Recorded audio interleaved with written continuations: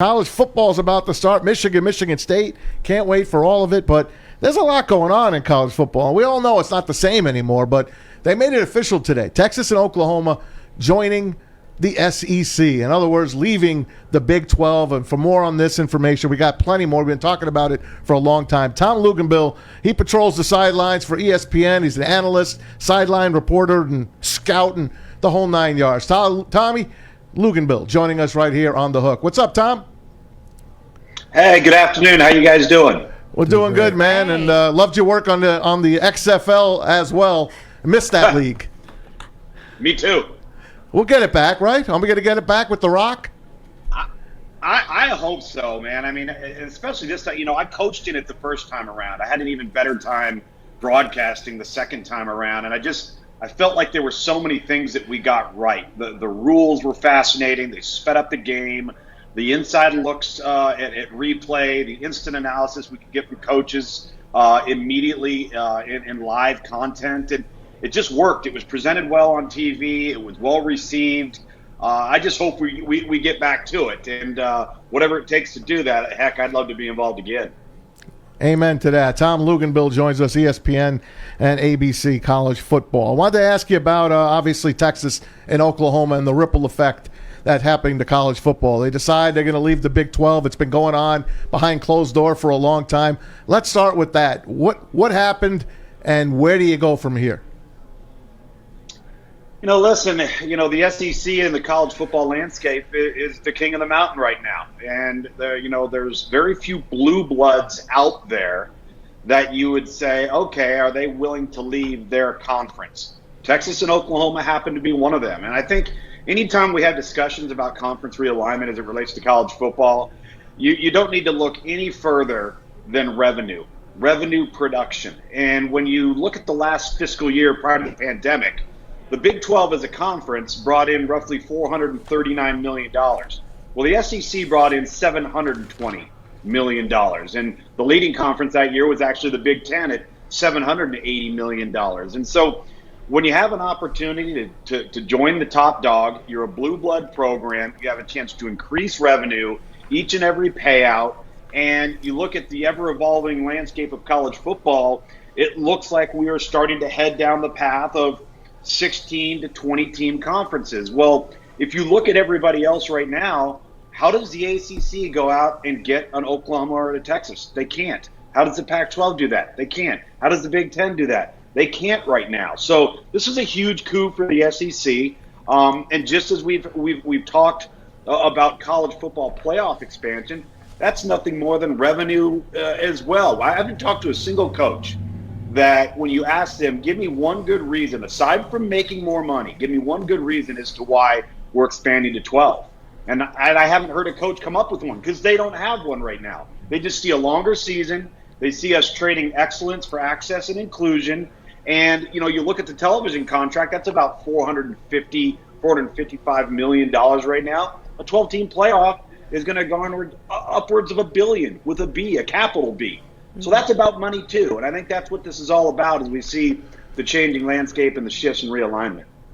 We're talking to Tom Luginbill, ESPN's college football analyst, sideline reporter. Now, Tom, us here in Big Ten country and stuff like this, what is the trickle-down effect for the other conferences, like especially the Big Ten? But what does it do to a team like a Notre Dame? Or because now, to me, it just seems like we're getting more towards what my partner in crime over here likes to say is the north, south, east, west is what we're looking to. Does this get closer to, like you said, realigning different conferences and getting rid of the old and going into the, because we're going to rank more playoff teams, breaking away from the NCAA. Breaking away from the NCAA. Is that what this is, a trickle down effect in your opinion?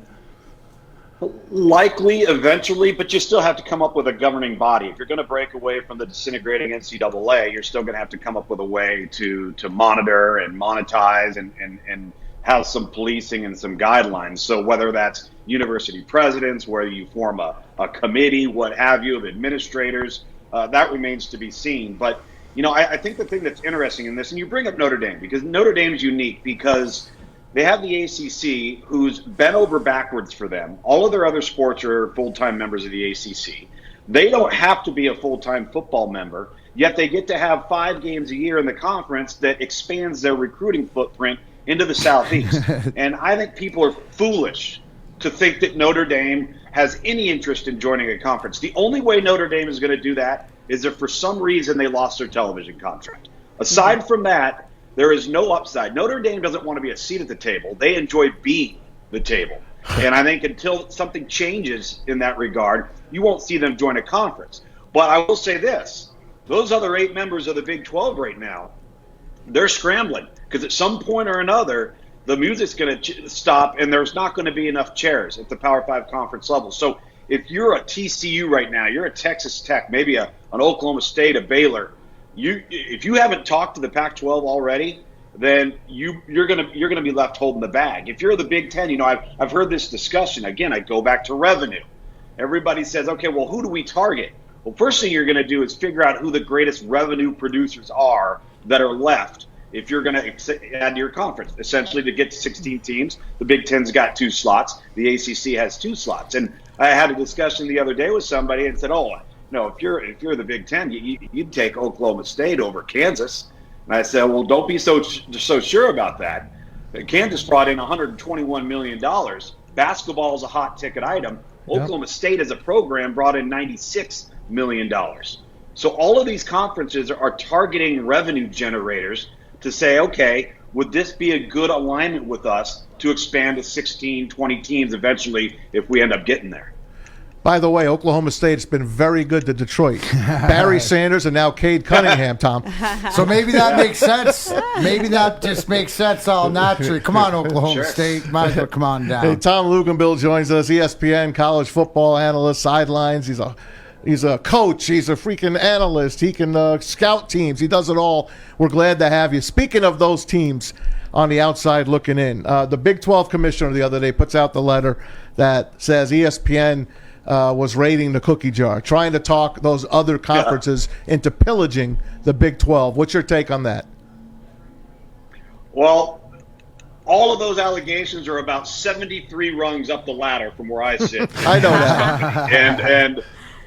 We're not even on the ladder. Listen, that's exactly right. And I hear those sorts of things. And the one thing you learn as a broadcaster and an analyst working here is you're apparently biased against everybody. All right, you hate everybody's fan base, you hate everybody's conference, and it's like take a tick and get in line. The complaint line's to the left, and trust me, it's a long line. So what I've learned is to just kind of go with the flow. I know this at ESPN and at Disney. We own a considerable portion of what we would label as inventory. Okay, we share television rights with Fox, with the Big Ten, and the Pac-12, but everybody else, we own those rights outright. So we have a significant amount of inventory. You couple that with the college football playoff, all right, the new SEC contract that ESPN is going to be taking over, and I can see very easily why conferences that are sharing television network revenue would feel that way. Right, wrong, or indifferent, true or untrue, I have no idea. But the American, and here's what I would say if I was Bob Bowlesby, the commissioner of the Big 12. Number one, isn't it your job to make sure your members are happy? Isn't it your job to make sure that everybody's in good standing and that you are on top of what's going on? We're in the age of the internet right now. We're in the age of loose lips, instant access to information. And these discussions were going on for 6 months and nobody knew anything at the Big 12 level. That's impossible. Right. I mean, that's how sinister these discussions must have been.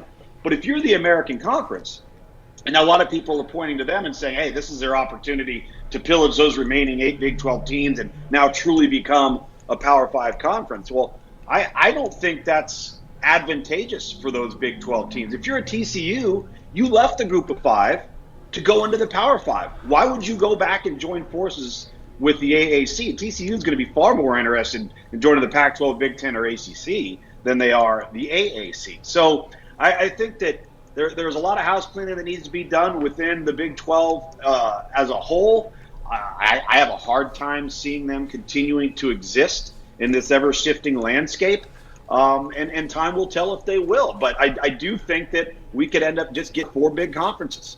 When does it happen, Tom? When do they? And they say 2025 is when the deal ends, but you don't think they're waiting 4 years, do you? I can't imagine, but I got to also figure that there's so many legalities and so many logistics involved there, not just with, grant of rights with the Big 12 as it stands right now, but the television rights, who owns those television rights between Fox and ESPN, and what would you be breaking there as an institution? I don't know the answers to those questions, but I can't imagine that both Texas and Oklahoma wouldn't be salivating to make this jump, sooner rather than later. Like I said, $439 million to $720. That's a big deal. That's a big difference. So you'd hate to, wait 4 years for that. They're ready to pony up the $80 million to get the hell out of there now. Aren't I correct? Oh, absolutely. Listen. They see, and you hear. That's why Texas A&M is frustrated. Wasn't overly happy with leadership at the SEC level, because it's not that they're scared of Texas, but by joining the SEC in 2011, they gained a lot of advantages. Those 2 little letters carry a lot of weight. So now all of a sudden they have advantages that their in-state rival doesn't have, and their in-state rival's sitting over here. Well, now the in-state rival's in the conference. And I heard people say, well, what is Texas A&M? So people say, well, Texas A&M is scared of Texas. I said, well, wait a minute, hold on a second. Texas A&M has only sniffed Atlanta one time, all right, in the 10 years they've been in the league. That was 2012. And they're considered to be a far more advanced football program right now than the University of Texas is. So what are they worried about the University of Texas for? University of Texas has a long way to go, as I see it. Do you see those great parodies that were put out on the internet? Texas A&M sitting there on the couch during that movie, and Texas is slapping them on the ass and laughing at them. Oh, my God. The internet is unbeaten. Internet's unbeaten. Hey, Tommy, it's undefeated. Last one, Tommy. Do you ever see a super conference between the Big Ten and the Pac-12?